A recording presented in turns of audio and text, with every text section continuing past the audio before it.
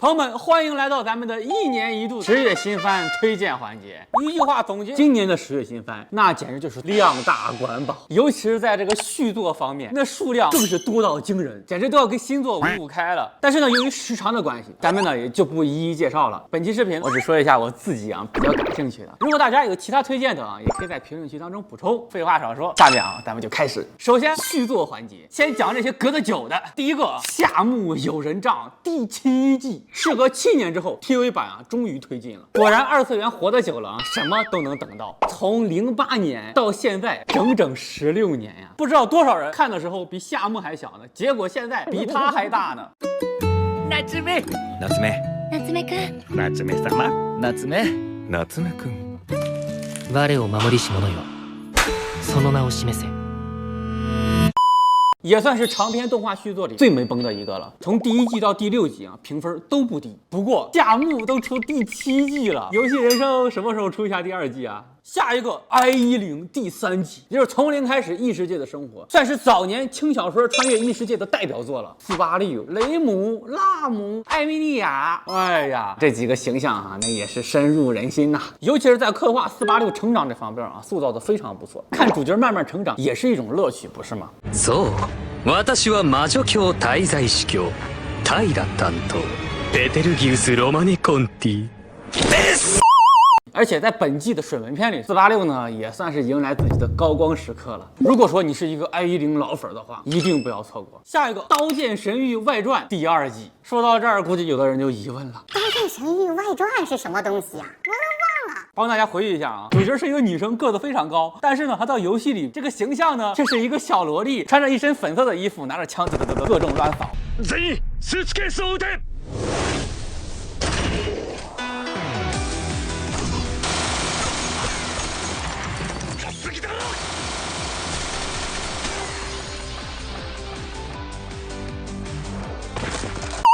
个人感觉这部番的整体节奏还是非常不错的。如果大家感兴趣的话还是可以去追一下的。下一个《动物狂想曲》第3季，同样呢也是最终季，就是一个狼爱上了一个兔子那个。说到这儿，是不是大家有点印象了？这部动画前2季的评分都算比较高的。如果说你前2季都已经看过的话，这一季也一定不要错过，毕竟是最终季了。下一个《双城之战》第2季，从21年开始到现在3年时间过去了。从第1部的评分来看，第2部的表现应该也不会差，个人感觉可以期待一波。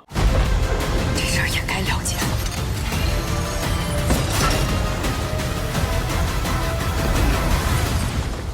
那就阻止我。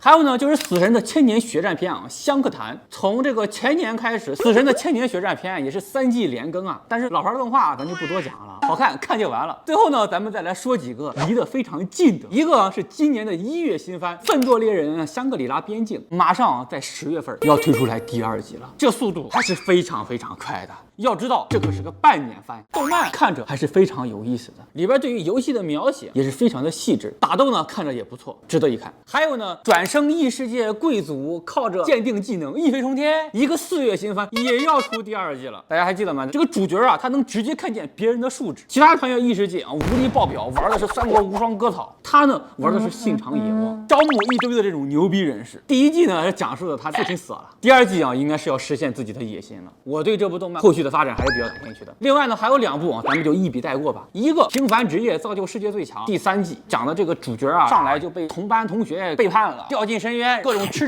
然后属性暴涨，就向同班同学复仇。反正呢就是异世界装逼后宫留厕纸。还有一个呢就是 Overlord 不死者之王圣光国篇，虽然说没有等到 TV 篇，但是能出个剧场版也行必看。OK， 说完了续作咱们再来简单讲几个新作。第一个关于地球的运动，这部番呢主要讲述的是15世纪的欧洲存在着这个地心说，但是主角呢一次偶然的机会碰到了一个人，他主张的是日心说，然后主角就被他的这个理论所吸引了。但是呢在那个时代如果说你主张日心说的话，那简直就是邪教叛逆，这种罪行那是要被烧死的。作品本身属于漫画改编动画，尤其是这个漫画简直拿奖拿到手软，作品质量非常的高。但是呢这个动画起码从目前的宣传片上来看质量不怎么高，应该也就是类似于滨海战记那种叫好不叫座，霸权爆款应该是不太可能了，但依然值得一看。然后呢，就是第二个超自然武装当打当，讲述了男女主角，一个呢不相信外星人，一个不相信有鬼。结果呢，这两个人啊，一个呢被鬼附身了，另外一个被外星人抓走了。光看这个设定就蛮有意思的，值得一看。然后呢，就是第三个机械手臂，我愿称之为机械版的寄生兽。讲述这个男主啊，突然间有一天被机械手臂生命体给寄生了，试图夺取他的身体，但是呢夺取失败了，跟寄生兽一模一样。然后就陷入了两股势力的斗争当中，一种呢就是机械手臂生命派，还有一种呢就是人类派，从而展开了这一系列的故事。看着呢还是蛮热血的，尤其是配乐啊，泽野弘之，这下不得不看了。最后呢，咱们再来讲两个恋爱番啊，一个呢是《青春之乡》，介绍了打羽毛球的男主和打篮球的女主。某一天啊，女主的父母把女主呢扔到男主家里了，又是这种经典开局。但是这部番啊，它讲述的其实并不是男女主之间各种撒糖，他们呢其实还是有一个明确目标的，有点类似于棒球银行，就男女主啊都在为个各自的目标而努力。看的时候啊，有一种伴随主角的成长感，质量呢也相当说得过去。还有一个呢，就是妻子变成小学生，主要讲述啊，这个男主啊在失去自己的妻子之后一蹶不振，但是突然间有一个小学生模样的人来到他家里，而且这个小学生行为举止都非常像他过世的妻子，从而治愈男主的一个故事。OK， 那么以上职业新番就先介绍到这儿了。大家如果说有其他非常感兴趣的，也可以在评论区当中补充。本期的视频我们就先到这里，大家呢也不要忘记点个赞，并且关注一下。我们下期再见。